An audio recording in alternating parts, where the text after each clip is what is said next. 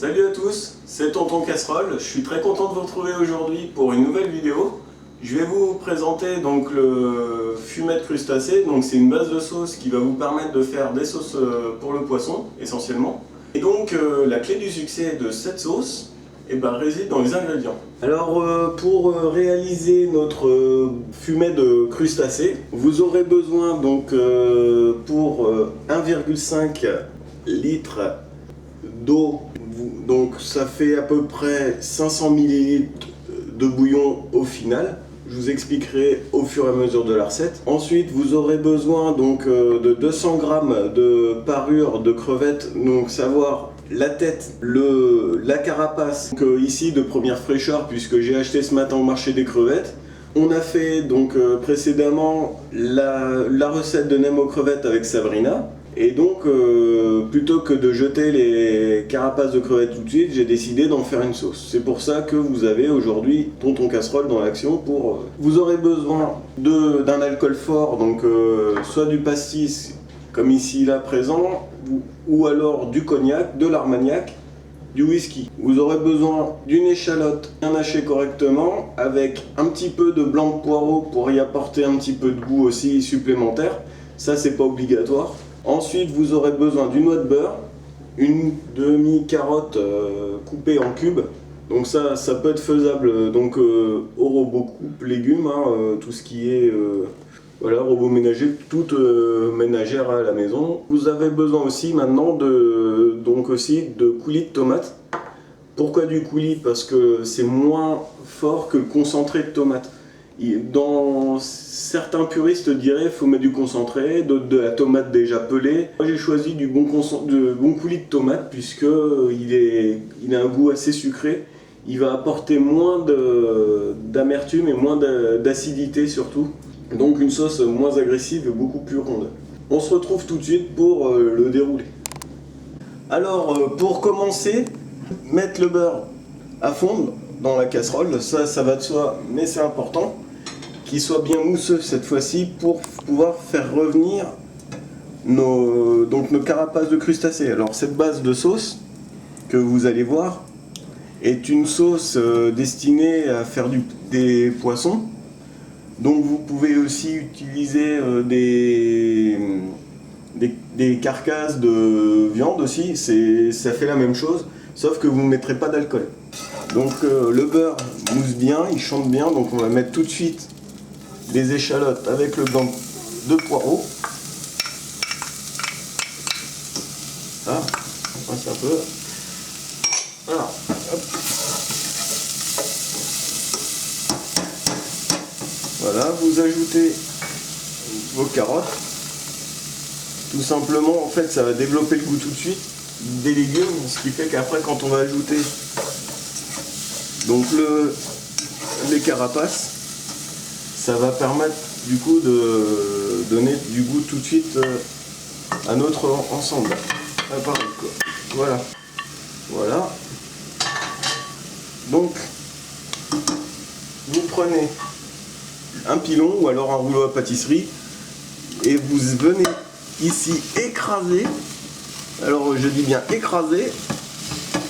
Donc en fait ça va permettre de donner du goût à notre préparation. C'est pour ça que là tout est dans la tête de notre crustacé. Donc du coup là les têtes vont donner du goût, c'est pour ça que j'ai tout gardé.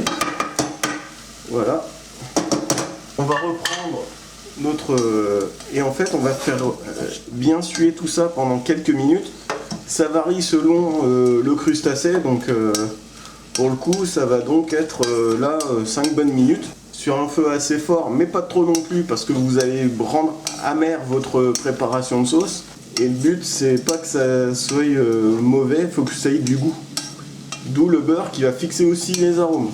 Comme on dit, du bon beurre, du fromager aussi. J'ai oublié de le dire, je m'en excuse, mais voilà. Alors là on a donc nos carapaces qui sont bien, donc on a même ajouté aussi de la chair de crevette aussi qui restait, donc c'est plutôt pas mal, donc ça va donner vraiment du goût Voilà, c'est ce qu'il faut.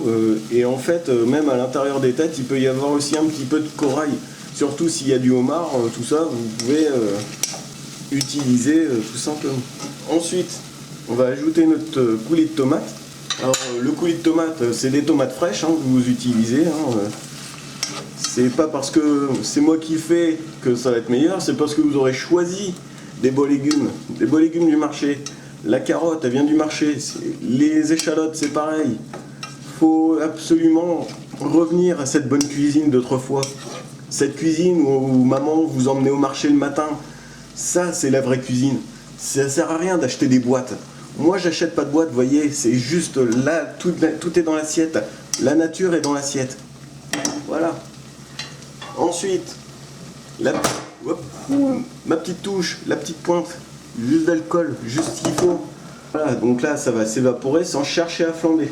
Donc ce qu'on va faire, c'est que là, on va bien le laisser tranquille. On va pas le flamber. Et à la fin, en fait, on va ajouter de l'eau minérale, de l'eau du robinet si l'eau est bonne. Il n'y a aucun souci. Et en fait, on va laisser réduire jusqu'à ce que, à la fin, ça va être réduit de toute façon. C'est pour ça que je vous ai mis 1,5 litre, mais en fait, on va obtenir que 500 ml de bouillon parce qu'en fait, je vais le corser avec l'eau au fur et à mesure. Corser, c'est vraiment pour rapporter du mouillement pour que ça ait un jus bien consistant. Et le secret d'une bonne sauce, c'est qu'elle soit bien réduite et qu'on puisse l'utiliser et presque à manger tout de suite. Parce que cette base-là, ça peut aussi faire une base de soupe de poisson. Mais dans ce cas, il faudra mettre plus en hauteur. Enfin, c'est différent, vous verrez. Là intervient donc l'eau, couvert pendant une demi-heure, 3/4 d'heure. On se revoit après et on va finaliser notre préparation. A tout à l'heure. On est donc de retour une bonne heure plus tard, parce que là du coup le fond, donc on voit en fait les carapaces commencent à remonter à la surface. Donc en fait là ce qu'on va faire, c'est qu'on va le corser d'eau de façon à obtenir beaucoup plus de liquide. On va renouveler l'opération 3-4 fois, donc il faut au moins, je disais 1 heure, facile, 2 heures pour vraiment avoir un fond correct. Et donc du coup ça sent rudement bon. Oui, ça sent super bon et dommage que vous n'avez pas l'odeur. Voilà. Et cette sauce c'est vraiment un régal. Voilà, donc on va corser d'eau, donc on va bien laisser. On va remélanger encore un petit chouï pour vraiment que tout se mélange bien tranquillement. Et en fait, 1 heure plus tard, le jus il sera filtré au travers d'une passette. Ou alors on utilise des petits machins, ça va tout filtrer en fait, comme un filtre à café. Donc voilà, donc on va laisser cuire. Et à la fin, je vous mettrai donc une photo du résultat final pour que vous puissiez vous rendre compte.